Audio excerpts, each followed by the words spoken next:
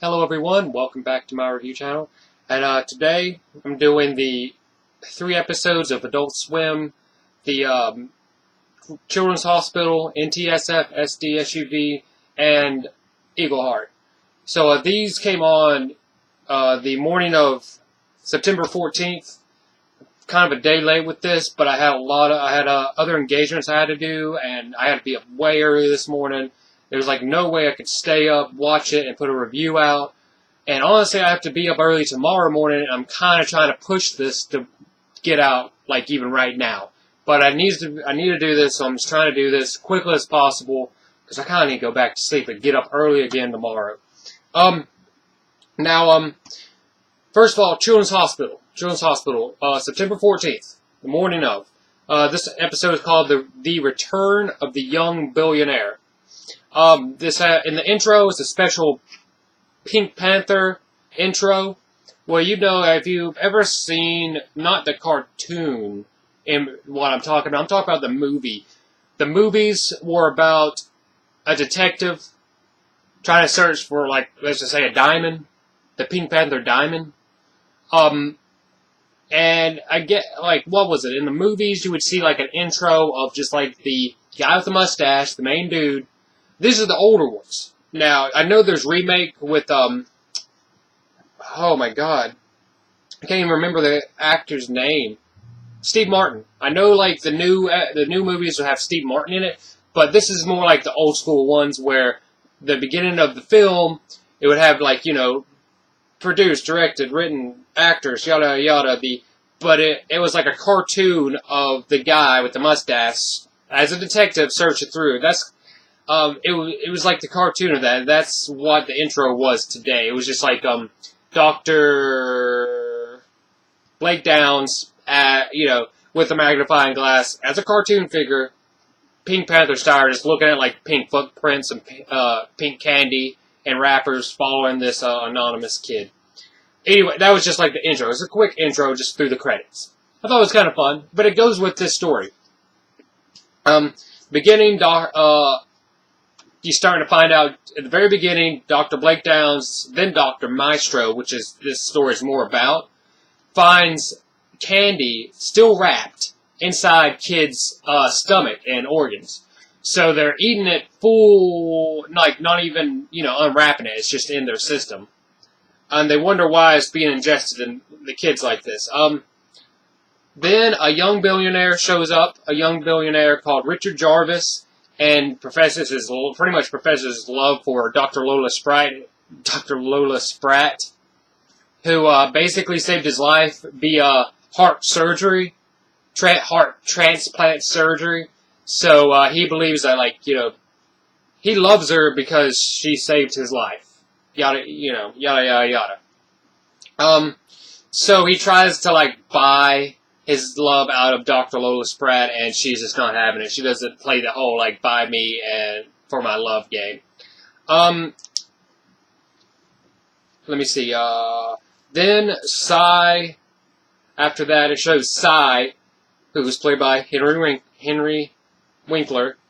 Cy is, using this, he's in this patient's room. It's a young kid, it's a young girl, and he decides to get her a helper animal, which you would understand like a dog, for like a CNI dog or something. It's just an animal that helps patients do things they couldn't normally do.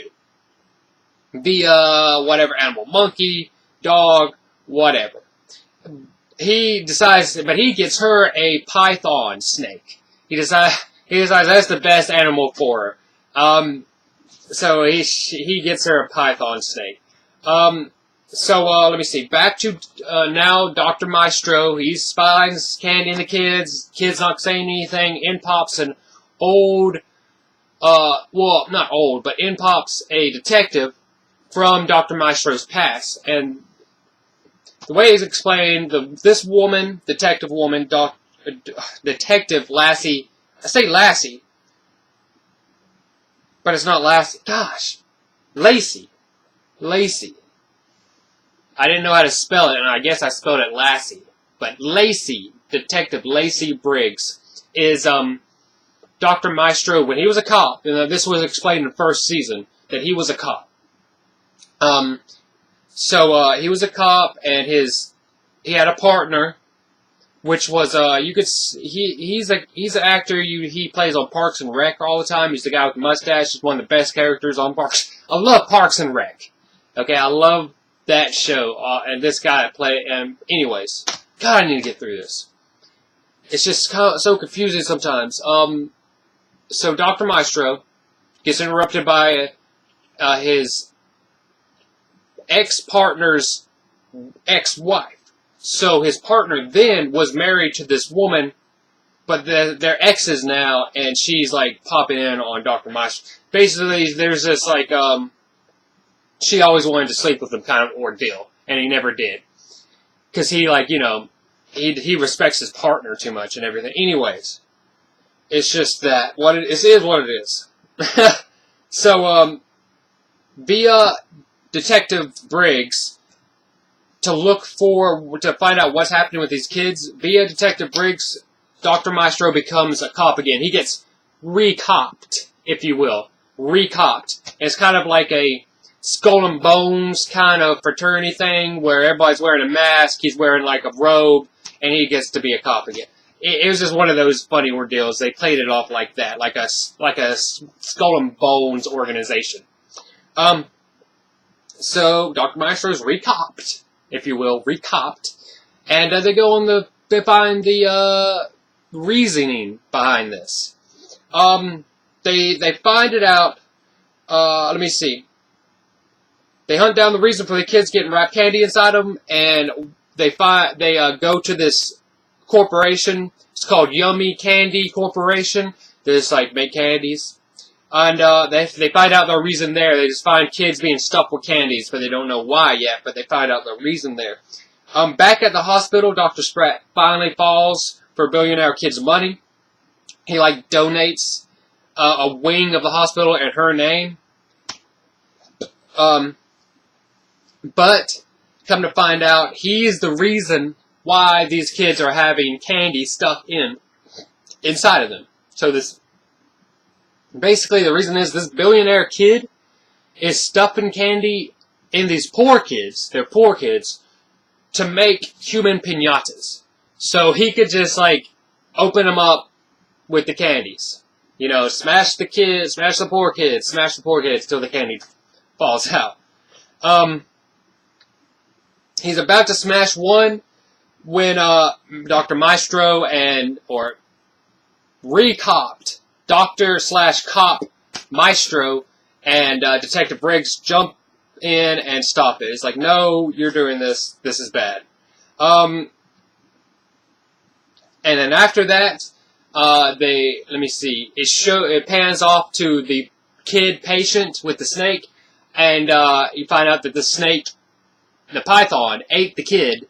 So the kid is in the stomach, and they open up the snake via piñata style.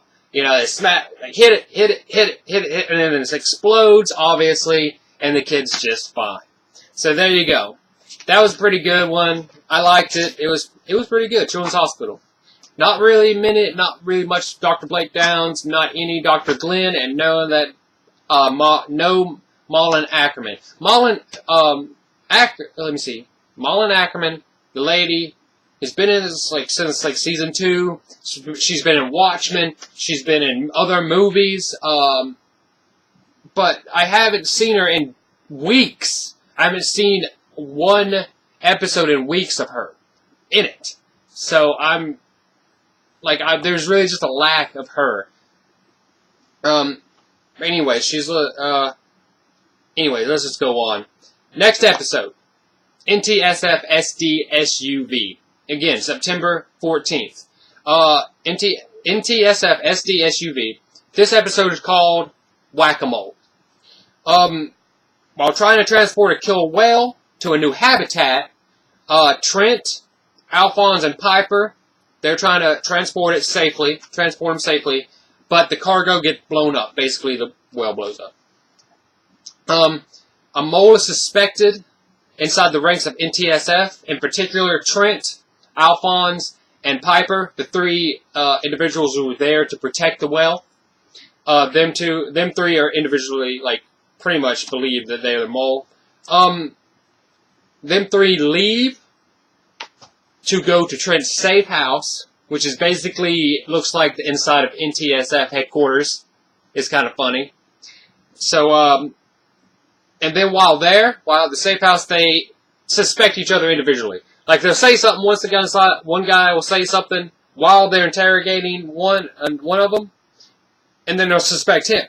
And then they'll put him in the chair, wrap him up. And then someone else will say something, suspect him, and they'll just go to all three of them.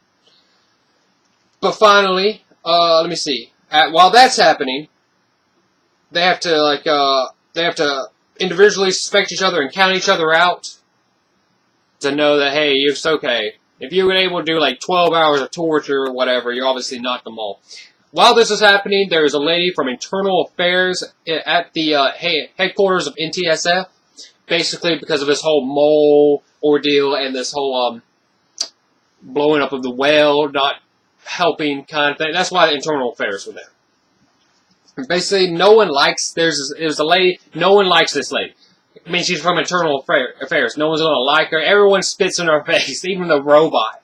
Even the robot, like, spits at her. He, like, shoves a little tube out and is like, it was pretty funny. But she's very nice. That was the kind of funny part. She's this overly nice woman who just tries to get a friend wherever she goes. Trent, Alphonse, and Piper sneak into NTSF headquarters and find out more about who the mole is. Like, who could be the mole. Who knew they were there. The one part where they have to, like, fight a guard because that was pretty funny because they thought, or Trent believed that, it was a retinal scan, but instead of actually picking him up, he just takes the guard's eye out. And then it wasn't even a retinal scan. It just didn't even need it. So he's just like, okay, no, you can have that back. Okay, so they get in there. They open up the door, and there's a laser trap. And this was kind of funny because it's literally one laser, like, 2 feet off the ground. Just like one strip of laser. They're like, oh my god, it's laser protected. So what happens is, like, Piper, in a very, very sexy way, has to maneuver around this one obstacle strip. And it's kind of funny because all it is just like playing off like a stripper would play around a pole, but she's just like, moving around this laser. But it's just like a stripper would do, basically. Very hot, sexy stuff. And it's kind of funny. So she finally gets around it, and then the other two just jump over it real quick. But it's just funny because there's just like one laser. Let me see.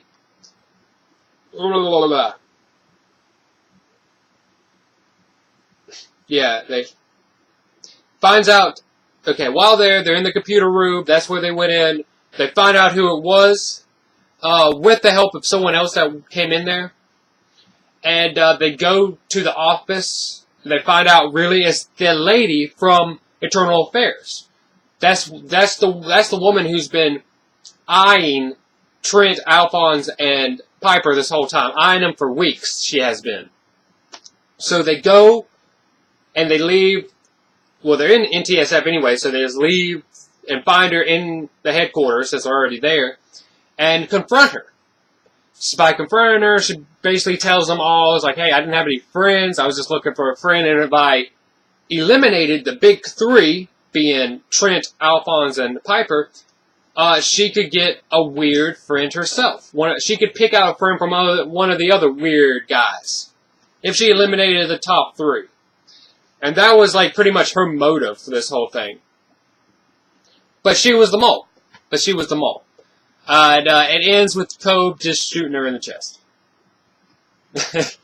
But yeah, that's how it ends. A couple of guest stars in here. Ed Helms and Ellie Kemper. It's kind of funny that they're both in this episode because they both play on The Office. Not the BBC version, obviously, I'm talking about the American version of The Office. Or, not the British version of The Office, I mean to say, but the American version. Ed Helms and Ellie Kemper which I just thought that was funny because they both play in The Office and they're both in this one episode. So Ed Helms has already been on this show before. He's in. He was. He was in season 1 of Children's Hospital, and he was also in the first season of NTSF SDSUV. I think that's the same character he's playing, by the way. He's playing that same character that he played in first season. Alright, now on to the last one, Eagleheart, for September 14th. Eagleheart. This one is called, episode is called Tramps, which I'm guessing is just for what this episode is. I think it's just tramps is another word for bums.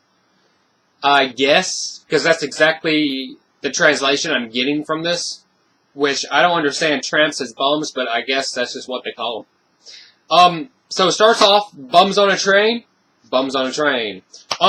One gets kidnapped. King Otis is what they call him. So King Otis bum gets kidnapped off a train. Off like a moving train? One bum goes to Marshal Monsanto for help. They laugh at him and send him on his way.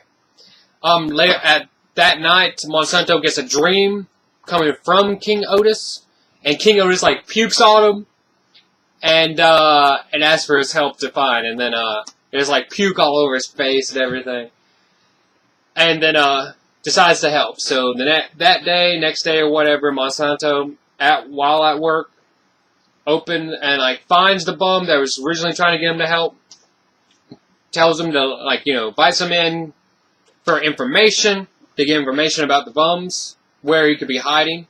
The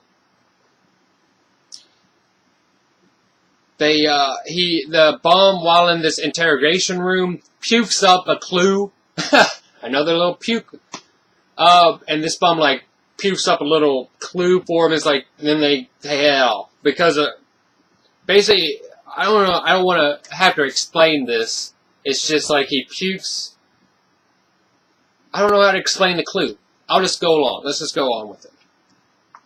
Basically, they head to a military base, and from there, they're able to get in. It's kind of funny because the first part where two guards in the military base see Monsanto and it's his two other guys and the bum. They're like, "Hey, you can't go any further." And Monsanto puts in 2 brass knuckles on it, and they're like, "What are you going to do with that? You can't beat us with brass knuckles." Monsanto's like, "These aren't just brass knuckles. These are magnetic brass knuckles." And it pulls them towards the guards. It pulls the guards closer to Monsanto really fast enough where Monsanto just holds his fist out, and both their heads come in so fast they just cave in. So it's just I thought that was pretty funny. It's just magnetic brass knuckles comes in so fast it's busts a. Anyways, that's the way they get into the military base. Inside the military base, they see King Otis being tortured. Really, he's strapped into a device for his imagination. The general there is trying to get into the bum's imagination for military device purposes, trying to get military ideas from this bum's imagination. So you have a few little ideas on the table, and just come from a bum, it's just worthless stuff. So Monsanto helps King Otis escape with his 2 other marshals and the other bum. They escape via a trash can, a garbage can, one of those big ones you find outside of a store, and another bum's driving it. And they're they must escape back to their home planet. Okay, this was very, very vaguely explained, just a few minutes before this happened, that these bums are come from a planet filled with bums. I'm not even going to explain any more than that.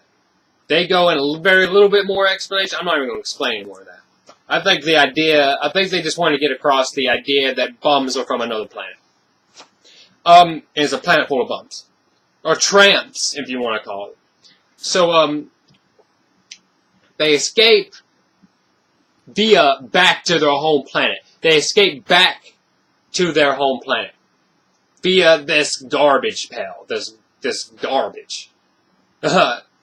So, flies off into space, obviously, with them in it, and, yeah. Takes them to their whole planet. I like whoever directed this, actually, because it's around this part where things start to change, and you start to see, like, people acting more robotically, and you're kind of wondering why. From, like, the moment they're leaving in the garbage pail, or in the garbage, even at that beginning, some of the military guys were trying to, like, almost robotic, where they're just like, and then when they get to the home planet, everything's normal at first, but then people start to act kind of like more robotic. When they say their names, it's like, when they're talking and stuff. So, you start to wonder why, but then, they say, but again, it's going along with the story.